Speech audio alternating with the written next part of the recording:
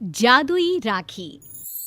गांव में करिश्मा नाम की एक छोटी सी बच्ची रहा करती थी।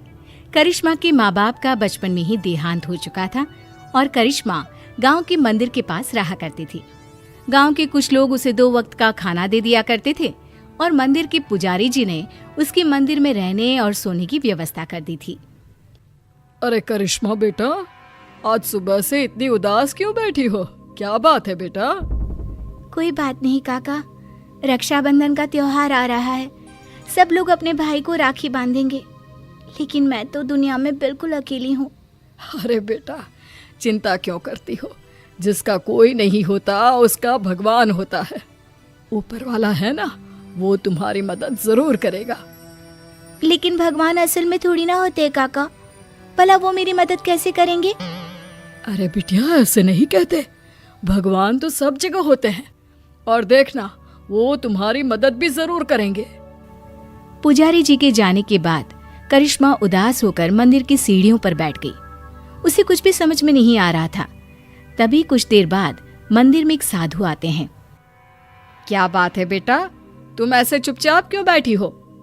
क्योंकि मैं बहुत उदास हूँ। इस दुनिया में मेरा कोई नहीं, मैं बिल्कुल अकेली हूँ।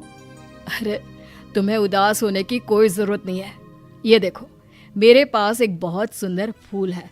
तुम इसमें धागा पिरोकर भगवान के हाथ पर राखी की तरह बांध देना। लेकिन उससे क्या होगा बाबा? उससे कुछ होगा नहीं बेटा, बस तुम्हारा अकेलापन दूर हो जाएगा और तुम्हारे जीवन में खुशियां लौट आएंगी। क्या सच में ऐसा हो सकता है? हाँ, रक्षाबंधन वाले दिन सुबह नहा धोकर मंदिर की जो मूर्ति है उस पर फूल की राखी बनाकर बांध देना। इतना कहकर साधु वहां से चले गए।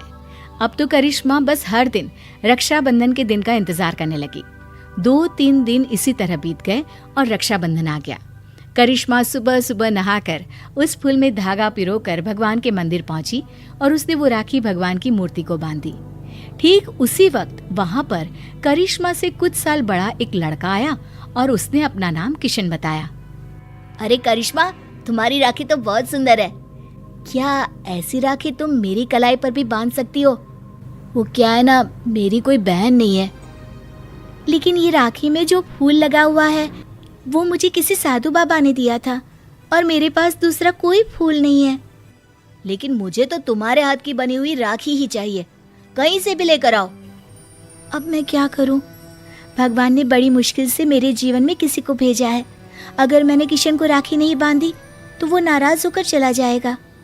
सोचते सोचते करिश्मा मंदिर के बगीचे में पहुंची और वहां से उसने फूलों की मदद से एक सुंदर सी राखी बनाई और मंदिर में पहुंची। ये देखो किशन, मैंने तुम्हारे लिए बहुत सुंदर राखी बनाई है। नहीं, मुझे वही राखी चाहिए जो तुमने भगवान को बांधी है। लेकिन ये कैसे हो सकता है? वो राखी तो मैं भगवान की मूर्ति को बांध चुकी हूँ। तो कोई बात नहीं, वहाँ से वो राखी उतार कर तुम मुझे बांध लो और ये जो नई राखी तुमने बनाई है वो ले जाकर भगवान को बांध दो। किशन के बार बार जिद करने पर करिश्मा ने ऐसा ही किया। जैसे ही करिश्मा ने किशन की कलाई पर राखी बांधी, देखो, अब तुम्हें मुझसे कोई गिफ्ट लेना होगा। जब भी कोई बहन अपने भाई की कलाई पर राखी बांधती है तो बदले में उसे कोई ना कोई तोहफा लेना ही पड़ता है। लेकिन मुझे तो कुछ नहीं चाहिए। लेकिन अब तुम्हारा भाई आ गया है ना, अब से तुम्हें किसी के आगे हाथ फैलाने की जरूरत नहीं है। चलो, मैं तुम्हारे नए घर में लेकर चलता हूँ। करिश्मा किशन के पीछे पीछे चल दी। कुछ ही दूरी पर एक बहुत सुंदर सा छोटा सा घर बना हुआ था। देखो करिश्मा, आज से ये तुम्हारा घर है। ये समझ लो कि तुम्हारे भाई ने तुम्हें रक्षाबंधन का तोहफा दिया है। ये घर तो बहुत सुंदर है, मैं यहाँ पर रह सकती हूँ? हाँ हाँ, बिल्कुल रह सकती हो। इतना कहकर किशन वहां से चला जाता है और करिश्मा अपने घर में रहने लगती है। उस घर में खाने पीने की सारी चीजें थी। करिश्मा बहुत खुश थी और गांव के लोग भी खुश थे। करिश्मा को रहने के लिए एक जगह जो मिल गई। कुछ दिनों के बाद किशन करिश्मा के घर आता है। देखो करिश्मा, ये तो जादू हो गया। तुम्हारी बनाई हुई राखी तो सोने के कंगन में बदल गई। लेकिन ऐसा कैसे हो सकता है? मैंने जो राखी बांधी थी वो तो एक साधारण सा फूल था। नहीं करिश्मा, वो कोई साधारण फूल नहीं था। अगर ऐसा होता तो वो सोने का कंगन नहीं बन जाता। लगता है ये साधु बाबा का ही जादू है। उन्होंने ही मुझे वो जादुई राखी दी थी। लेकिन मैं सोने के कंगन का क्या करूंगा? तुम इसे अपने पास रख लो, ये मेरे किसी काम का नहीं। किशन वो सोने का कंगन करिश्मा को देकर वापस चला जाता है। करिश्मा सोच में पड़ जाती है कि आखिर वो सोने के कंगन का क्या करे। तभी उसके दिमाग में एक तरकीब सूझती है। करिश्मा सोने की कंगन को बेचकर पैसे ले आती है और उन पैसों से उसने राखी बनाने का सामान खरीद लिया। इस तरह उसने अपनी एक राखी की दुकान खोली। अरे वाह करिश्मा, तुम्हारी राखी तो बहुत सुंदर है। सारी राखियां मैं खुद अपने हाथ से बनाती हूँ और ये ज्यादा महंगी भी नहीं है। हाँ, ये बात तो बिल्कुल सच है। तुम्हारी राखी बहुत सस्ती और सुंदर है। सही कह रहे हो भाई। करिश्मा की बनाई हुई राखियां इतनी खूबसूरत होती है कि हम जिसे भी देते हैं वो खुश हो जाते हैं। अब दूर दूर से लोग करिश्मा की बनाई हुई राखियां खरीदने आने लगे और करिश्मा की राखियों की दुकान बहुत अच्छी चल पड़ी। एक दिन फिर से किशन लौट कर आता है। करिश्मा, मैं तुम्हें एक बात बताना चाहता था। हाँ बताओ ना भैया, क्या बात है? देखो करिश्मा, मैं उन साधु बाबा का ही एक शिष्य हूँ और उन्होंने ही मुझे तुम्हारे पास भेजा था।